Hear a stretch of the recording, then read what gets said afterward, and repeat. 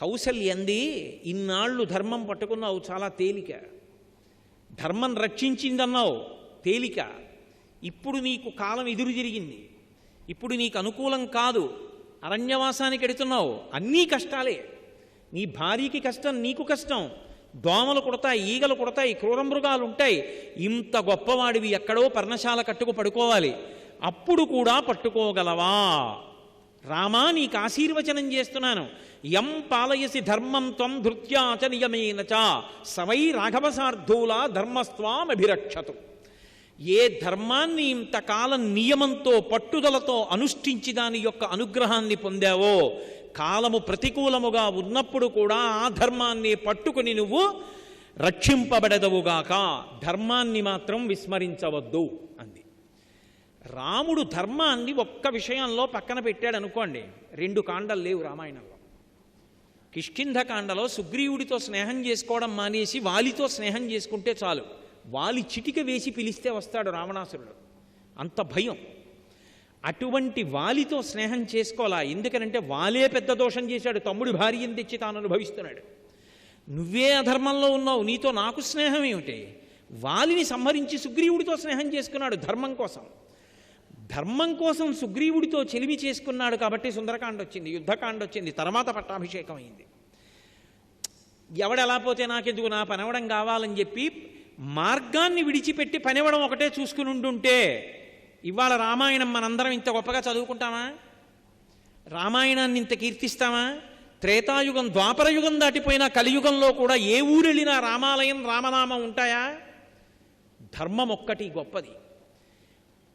భక్తి అన్న మాటకి విస్తృతిలో ఆలోచన చేస్తే ధర్మమును ఎవడు ఆచరిస్తాడో వాడు పరమ భక్తుడు అని గుర్తు. కాలము కలిసి రాని, కాలము కలిసి రాకపోని ధర్మాన్ని తప్పకుండా ఎవడు పట్టుకుంటాడో వాడు చిరంజీవి. మీకు అది, దానికి రామాయణమే తార్కాణము. రావణాసురుడు తపస్సు చేసి చిరంజీవిత్వం అడిగాడు, కుదరదన్నాడు బ్రహ్మగారు. కుంభకర్ణుడిని అసలు అడగడానికి అవకాశమే ఇవ్వలేదు. విభీషణుడు నాకు ఎప్పుడూ ధర్మం మీద అనురక్తి నిమ్మని అడిగాడు, నువ్వు చిరంజీవి అన్నాడు.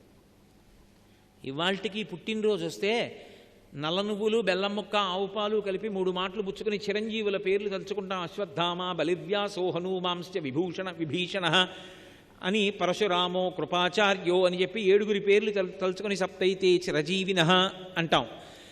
7 చిరంజీవుల్లో విభీషణుడు ఒకడయ్యాడు. అడిగాడా బ్రహ్మగారిని వరం? అడగలేదు. ఎవడు ధర్మాత్ముడో వాడు ఈశ్వరుడి చేత రక్షింపబడతాడు, ఎవడు ధర్మం తప్పాడో వాడు ఈశ్వరుడి యొక్క రక్షణ పొందలేడు. అందుకే భక్తి అన్న మాటకు అర్థము ధర్మాచరణమే. ధర్మం ఎవరు చెప్పాలి? వేదప్రోక్తము ధర్మము. వేదం ఏం చెప్పిందో అది ధర్మం. అందుకే వేదో నిత్యమధీయతాం తదుదితం కర్మస్వనుష్ఠీయతాం అంటారు శంకర భగవత్పాదులు. వేదప్రోక్తమైనటువంటి ధర్మాన్ని పట్టుకుని ఎవడు అనుష్ఠిస్తాడో వాడు సర్వకాలముల యందు రక్షింపబడతాడు. అసలు వాంగ్మయాన్నంతా పిండేస్తే 2 అక్షరాలు ధర్మం. ఆ ధర్మాన్ని ప్రచారం చేయడానికే శంకరాచార్యుల వారు ఇన్ని పీఠాలు పెట్టారు. ఆ ధర్మాన్ని లోకంలో ప్రచారం చెయ్యడానికే ఇన్ని గ్రంథాలు వచ్చాయి, ఇంత వాంగ్మయం వచ్చింది.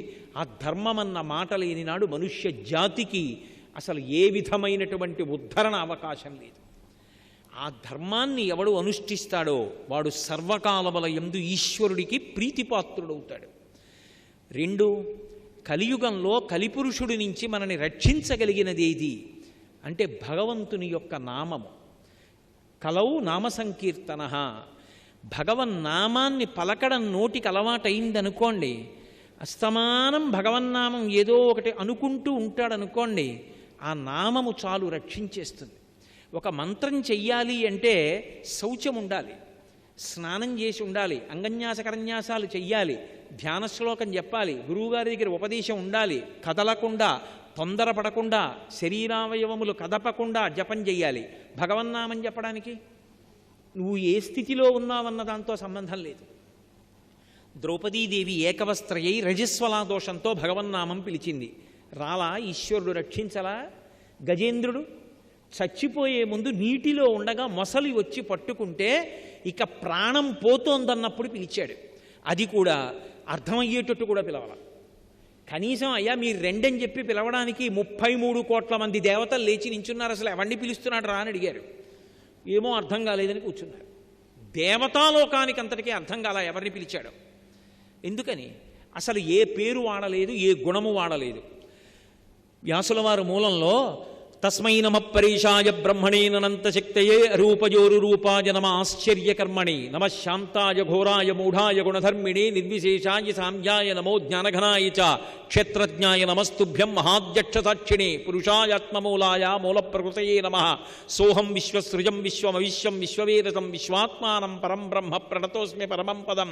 యోగరంధితకర్మాణో హృదియోగ విభావతే యోగినోయం ప్రపశ్యంతి యోగీశం తం నతోస్పృహం.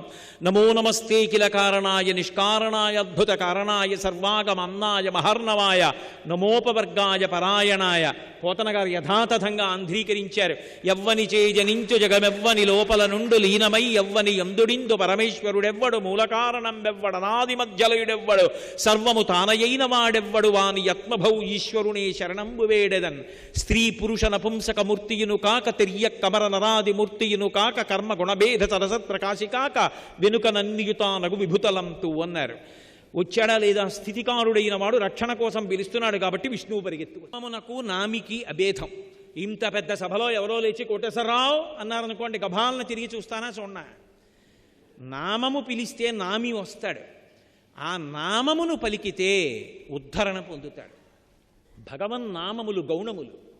నాకు పేరు ఎందుకు పెట్టారంటే లౌకిక నామం అంటారు. పేరు రాసేటప్పుడు తల్లిదండ్రులు వీడిని గుర్తుపట్టడానికి ఓ పేరు పెట్టి పిలిస్తే వీడికి పలకడం అలవాటవ్వాలని పేరెడతారు. భగవంతుడికి ఎందుకు అన్ని పేర్లు? అన్ని పేర్లు భగవంతుడికి అవసరం. ఏదో ఒక పేరు ఉంటే సరిపోదా? పేరు పెట్టి అందరం పిలుస్తాం, గొడవ వదిలిపోతుందిగా? కాదు, అవి గౌణములు. అంటే భగవంతుడు ఒక్కొక్క గుణాన్ని ఆవిష్కరించినప్పుడు ఒక్కొక్క నామాన్ని పొందాడు.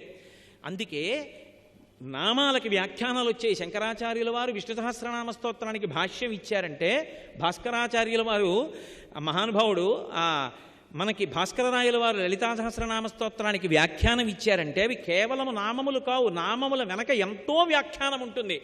ఆ నామము యొక్క వ్యాఖ్యానముతో మనసు రమించిందనుకోండి, అక్కడికక్కడ మిగిలిన నామములు మరిచిపోయి ఆనంద తన్మయత్వంతో నిలబడిపోతాడంతే. మీకు నేను ఒక ఉదాహరణ చెప్పాలంటే, అసలు విష్ణు సహస్రనామ స్తోత్రంలో మొదటిది ఒకటే నామం, మిగిలిన 999 వ్యాఖ్యానాలు. విశ్వం అన్నాను అనుకోండి, చాలా ఒక్క నామన్నే పరవశించిపోవడానికి. హరిమయము విశ్వమంతయు హరి విశ్వమయుండు హరిమయము కాని ద్రవ్యము పరమాణువు లేదు వంశపావన వింటే అంటాడు సుఖబ్రహ్మ పరీక్షిత్తుతో. ఉన్నది విష్ణు ఒక్కడే. నామరూపాలుగా మాయగా జగత్ ఏర్పడింది. ఒక్కొక్క నామం చెప్తూ ఉంటే మనసు అక్కడ ఉండిపోయిందనుకోండి, సమాధిలోకి వెళ్ళిపోతాడంతే. లలితా సహస్రనామ స్తోత్రం చెప్తున్నాడు. చెప్తూ వరుసగా శ్రీమాత, శ్రీ మహారాజ్ఞి, శ్రీమత్సింహాసనేశ్వరి అంటున్నాడు. చంపకాశోక పున్నాగ సౌగంధి కలసత్కచ అన్నాడు. అమ్మవారి పెద్ద కబరీబంధం ఎంత ఉంటుందిట? ఇంత కాదు, ఈ భుజం మించి ఈ భుజం వరకు ఉంటుందిట అమ్మవారి కబరీబంధం. పోతన గారికి దర్శనమైంది. గజేంద్రమోక్షణ ఘట్టంలో లక్ష్మీదేవి నారాయణమూర్తి వెంట వెడుతుంటే నటభుజద్ధమ్మిల్ల బంధమ్ముతో అన్నారు. ఆవిడ పవిట కొంగు నారాయణుడు పట్టుకుని వెళ్ళిపోతున్నాడు కాబట్టి ఆవిడ పవిట మీద ఇలా చెయ్యి పెట్టుకుని నడుస్తోంది. ఇలా చేతులు కిందకి దింపి లేవు కనుక ఇలా పెట్టుకుని నడుస్తుంటే ఈ భుజాలు ఇలా ఇలా ఎగురుతున్నాయి. నడుస్తుంటే ఇలా ఎగిరితే కొప్పు ఇలా వెళ్ళేదిట, ఇలా దిగితే ఇలా దిగేదిట, మళ్ళీ భుజం తగిలితే ఇలా వెళ్ళేదిట. అంత పెద్ద కొప్పు, అంత పెద్ద కబరీబంధం. అందులో పెట్టుకున్న పువ్వులు పెద్ద పెద్ద పువ్వులు, అంత పెద్ద కబరీబంధం కాబట్టే చంపకాశోక పున్నాగ సౌగంధి కలసత్కచ అంతంత పెద్ద పెద్ద పూలమాలలు ఆవిడ పెట్టుకుంటుంది. సుగంధ కుంతలాంబ అని కామాక్షి దేవాలయంలో ఉంటుంది. కళ్యాణానికి ఎడుతుంది తల్లి. శంకర భగవత్పాదులు సౌందర్యలహరి చేస్తూ అంటారు, ధునోతుధ్వాంతం నస్తులితదలితేందీవరవనం ఘనస్నిగ్ధశ్లక్షణం చికురనికురంబం తవ శివే యదీయం సౌరభ్యం సహజముపలబ్ధం సుమనసౌ వసం తస్మిన్ మన్యే వలమధన వాటీ విటపినాం అంటారు. ఆవిడ కురులలోంచి సువాసనలు వస్తాయిట. ఎంత సువాసనలు వస్తాయంటే దేవతావృక్షములకు పూసినటువంటి పువ్వులు అనుకుంటాయిట. అమ్మవారు తురుముకుంటే బాగుండి ఆ సువాసన చూద్దాం అనుకుంటాయిట. దేవతాకాంతలు దేవతావృక్షముల యొక్క పువ్వులు పెట్టుకుంటారు. అటువంటి సువాసనలు గుబాళించే కొప్పు మా తల్లి కొప్పు. చంపకాశోక పున్నాగ సౌగంధి కలసత్కచ అన్నప్పుడు అమ్మవారి కొప్పు కొవ్వు, ఆ కొప్పులో తురిమినటువంటి పూలదండలు, ఆవిడ పెట్టుకున్న సూర్యుడు చంద్రుడు, ఆవిడ తలమించి పెట్టుకున్నటువంటి ఆ పాపట పిండి, ఆవిడ కొప్పు మీద పెట్టుకున్న చూడామణి, అవన్నీ దర్శనం చేసి అదే కనపడుతోందనుకోండి, ఆ నల్లటి కొప్పు వంక చూసి చంపకాశోక పున్నాగ సౌగంధిక లసత్కచ, చంపకాశోక పున్నాగ సౌగంధిక లసత్కచ అని అదే నామం చెప్తూ నేను పరవశించిపోతున్నాను అనుకోండి. అక్కడే స్నానం చేసి వస్తున్న మా అబ్బాయి వచ్చి, ఏమిటి నాన్నగారు మర్చిపోయారా ఏమిటని, కుడి విందమణి శ్రేణి కనత్కోటి ఇరమండిత అన్నాడు అనుకోండి, చెయ్యి ధూర్తుడా పాడి చేసేసావురా. ఎంత అనుభవిస్తున్నానో తెలుసా మనసులో. ఎందుకురా ఎవడు చెప్పమన్నారా నేను తర్వాత నామం అంటాను. నామములు అనుభవాన్ని పొందడానికి పనికొస్తాయి, అందుకు వ్యాఖ్యానాలు వచ్చాయి. నామం ఉట్టినే రాలేదు. రామ అన్న నామం ఉంచడానికి వశిష్ఠుడు ఎంతకాలం ఇక్ష్వాకు వంశానికి పౌరోహిత్యం చేశాడో, లోకాన్ని ఉద్ధరించడానికి ఇవ్వాలి రామనామం. అందుకని అటువంటి నామాన్ని ఉంచడం కోసమని అంత కష్టపడ్డాడు. ఒక్కసారి రామ అన్నాడు అనుకోండి ఎవడైనా, అగ్నిబీజ అమృత బీజముల యొక్క అనుసంధానం. రామ అన్నంత మాత్రం చేత అంత గొప్పగా అద్భుతాన్ని అనుభవించగలుగుతాడు. పంచాక్షరీ మహామంత్రంలో, అష్టాక్షరీ మహామంత్రంలో జీవములు ప్రాణములైన బీజాక్షరాలు ఏవున్నాయో ఆ బీజాక్షరములను అనుసంధానం చేసి రామనామం తీసుకొచ్చారు మహానుభావుడు వశిష్ఠ మహర్షి. అంత తేలికగా పలకగలిగినటువంటి నామం లోకంలో ఇంకోటి లేదు. ఏ ఒత్తులు ఉండవు. అటువంటి నామాన్ని పలికితే చాలు. అందుకే నామావళులు అని చెప్పి ప్రతి దేవత మీద ఇస్తారు గౌణములు కనుక. 108, 1000 మధ్యలో అంకెలు ఉండవు. ఏ 73, 386, 493 అలా ఉండవు. 108 ఎందుకుంటాయంటే ఈ సమస్త జగత్తు, ఈ సృష్టి అంతా 27 నక్షత్ర పాదాల్లో వస్తుంది. పుట్టినప్పుడు వారం తిథి ఇది కాదు ప్రధానం, ఏ నక్షత్రంలో పుట్టాడన్న దాన్ని బట్టి జాతకం వేస్తారు. ఆ ప్రతి నక్షత్రానికి 4 పాదాలు, 27 నక్షత్రాలు, ఒక్కొక్క నక్షత్రానికి 4 పాదాలు, 27 4 108. సనాతన ధర్మానికి ఉన్న గొప్పతనం ఏమిటంటే వాళ్ళు వీళ్ళు అని పక్షపాతాలు ఉండవు. సమస్త జగత్తు సంతోషంగా ఉండాలి. అంటే 108 నక్షత్ర పాదాల్లో పుట్టిన వాళ్ళందరూ సంతోషంగా ఉండాలని. అవి 4 కాళ్ళున్నవైనా 2 కాళ్ళున్నవైనా, శం ద్విపదే శం చతుష్పదే, సమస్త ప్రాణులు సుఖంగా ఉండాలని లోక కళ్యాణం కోసం 108 నామాలు చెప్తాడు. ఎందుకని 108 నక్షత్ర పాదాలు ఉన్నాయి కాబట్టి. ఇంకా నాకు సంతోషం సరిపోలేదంటే సహస్రం, సహస్రం అంటే అనంతం, అన్ని నామాలు చెప్పి మురిసిపోతాడు. నామానికి అంత శక్తి ఉంది. అంత శక్తి నామానికి ఉన్నా ఏ ప్రాణి నామం చెప్పలేదు. 84 లక్షల జీవరాశులు ఉన్నాయని చెప్పింది వేదం. అందులో భగవన్నామము పలకగలిగిన వాడెవరు అంటే మనుష్యుడొక్కడే. ఆ నామాన్ని పలికినంత మాత్రం చేత పాపాన్ని ధ్వంసం చేసుకుంటాడు. కానీ పలకగలడా? అస్తమానం భగవన్నామం చెప్పడం సాధ్యమా? అక్కరమాలిన విషయాలు మాట్లాడినంత సంతోషంగా భగవన్నామం చెప్పడం సాధ్యం అవుతుందా? అందుకే పెద్దలైన వారెవ్వరూ నేను భగవన్నామం చెప్తానని లేదు, నా చేత చెప్పించమని అడిగారు భగవంతుణ్ణి. గోపరాజు గారు దశరథీ శతకం చేస్తూ హరునకు విభీషణునకు అద్రిజకున్ తిరుమంత్రరాజమై కరిగిన అహల్యకున్ ద్రుపదకంజకునార్తి హరించు చుట్టమై బరగిన ఎట్టి నీ పతి తపావన నామమునాదు జిహ్వపై నిరంతరము నటింపచేయుమిక దాశరథి కరుణాపయోనిధి అని అడిగారు. రామా, నేను పలకడం కాదయా నీ నామం, నీ నామము నా చేత నువ్వు పలికించి నన్ను ధన్యాత్ముణ్ణి చెయ్యి. నేను పలుకుతానంటే నేనెక్కడ పలుకుతాను? పలకగలనా నామం? రోజుకి 1 గంట పలికితే 23 గంటలు పనికి మాలిన మాటలే. కాబట్టి నా చేత ఎప్పుడూ నీ నామం పలికేటట్టుగా నీ నామములో రుచి నాకు అర్థమయ్యేట్టు చెయ్యి. అందుకు శ్రీరామ నీ నామం ఎంత రుచిరా, ఎంత రుచి, ఎంత రుచి, ఎంత రుచిరా, పాలు మీ గడల కన్నా పంచదార తేనెల కన్నా శ్రీరామ నీ నామం ఎంత రుచిరా. అంటే పాలు మీగడ కమ్మగా ఉంటాయి, రామనామం నోట్లో వేసుకుంటే కమ్మగా ఉంటుందా, తీయగా ఉంటుందా? కాదు. రామనామం పలకగలిగిన స్వరపేటిక నాకొక్కడికే ఉంది. ఆ నామం పలికి ధన్యుడను కాగలనన్న జ్ఞానము నా మనస్సు యందు స్థిరమై రూఢమై నిలబడి ఆ నామమును పలుకుట యందు అనురక్తుడనగుదునుగాక. అది రుచి తెలుసుకోవడం. అటువంటి మనస్సు నాకీ రామ ఇచ్చి నా చేత ఆ రామనామం పలికించు. భగవన్నామమైతే చాలు. కాపాడేస్తుంది. అందుకు కాళహస్తీశ్వర శతకంలో ధూర్జట్ అంటాడు, పవి పుష్పంబగు అగ్ని మంచగు ఆకూపారం భూమిస్థలంబగు శత్రుండతిమిత్రుడౌ విషము దివ్యాహారమౌ నెన్నగా అవనీమండలి లోపలం శివ శివేచ్ఛాభాషణోల్లాసకిన్ శివా నీ నామము సర్వవస్యకరమౌ శ్రీకాళహస్తీశ్వర. ఇప్పుడు అప్పుడేమిటి? శివా నీ నామము ఎప్పుడూ చెప్పాలి. మీ నామము ఎప్పుడూ చెప్పుకుంటుంటే పాపరాశి ధ్వంసమై భగవంతుడికి దగ్గరై మనుష్యుడు మనుష్య జన్మకి సార్థక్యం వహిస్తాడు. కలియుగంలో భగవన్నామం చెప్పడమంత తేలిక మార్గం, భగవన్నామాన్ని పలకడం చేత పొందగలిగినంత రక్షణ అంత తేలికగా దేని చేత పొందలేరు. ఎందుచేత అంటే భగవన్నామం పలకడానికి ఏ శౌచమూ అక్కర్లేదు.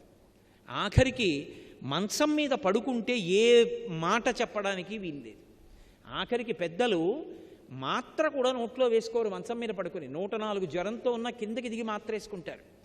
అటువంటి మంచం మీద పడుకుని ఉన్నప్పుడు పీడకల వచ్చినా కూడా భగవన్నామని చెప్పచ్చు. దుస్వప్నే స్మర గోవిందం సంకటే మధుసూదనం కాననేన నరసింహం చ పావకే జలశాయనం జలమధ్యే వరాహం చ పర్వతే రఘునందనం. ఎప్పుడు ఎక్కడున్నా భగవన్నామం పలుకుతూనే ఉండాలి.